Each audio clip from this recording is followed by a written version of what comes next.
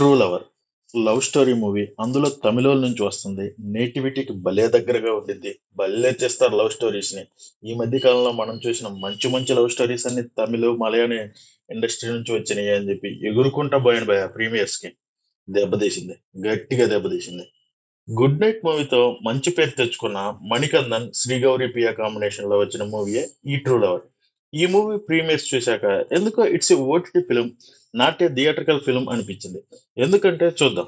కథ ఏంటంటే, అరుణ్ దివ్య 6 years గా ప్రేమించుకుంటూ ఉంటారు. సడన్ గా దివ్య అరుణ్ కి బ్రేకప్ చెప్పేస్తుంది. సో వాళ్ళు మళ్ళా కలిశారా లేదా అనేది తెలియాలంటే ఈ ట్రూ లవర్ డాక్యుమెంటరీని మనం చూడాలి. డాక్యుమెంటరీ అని ఎందుకన్నానంటే, ఫస్ట్ హాఫ్ లో first 15 minutes and interval block మాత్రం భలే హైప్ ఇస్తుంది. మూవీ చూస్తున్న ఫీలింగ్ కూడా వస్తుంది. అలాంటి ఫీలింగ్ ఎందుకు వస్తుంది అని అంటే, ఇది లవ్ స్టోరీ కదా బాసు, ఇలాగే ఉంటుంది అంటారు మీరు. ఎన్ని లవ్ స్టోరీ మూవీ చూడలేదు భయ మనం, ఎన్ని లవ్ ఫెయిల్స్ మూవీ చూడలేదు. హీరో ఎమోషన్ మోస్తున్న ఫీలింగ్ మనకు రావాలి. ఈ మూవీలో అది ఖచ్చితంగా మిస్ అయిందనే చెప్పాలి. ఆరెంజ్ మూవీలో లాస్ట్ సాంగ్ ఒకటి వచ్చింది, చిలిపికి చూస్తావా ఏదో సంథింగ్. ఆ మూవీలో రామ్ చరణ్ బాధపడుతున్నప్పుడు మనం కూడా బాధపడతాం. సో అలాంటి ఫీలింగ్ ఖచ్చితంగా రావాలి. సో అప్పుడే లవ్ స్టోరీస్ ఖచ్చితంగా పండది అని నేను అనుకుంటాను.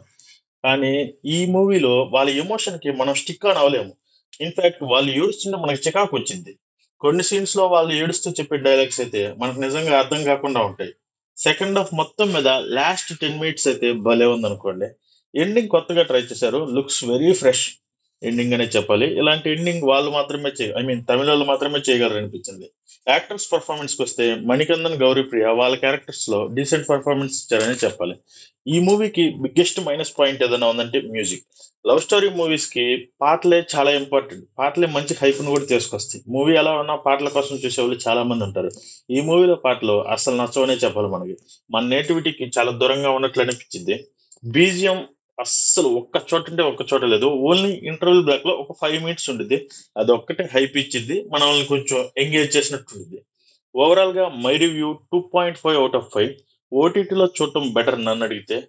ట్రై చేస్తాము అంటే మీ ఇష్టం. Will meet in next video. Love you for watching. Bye.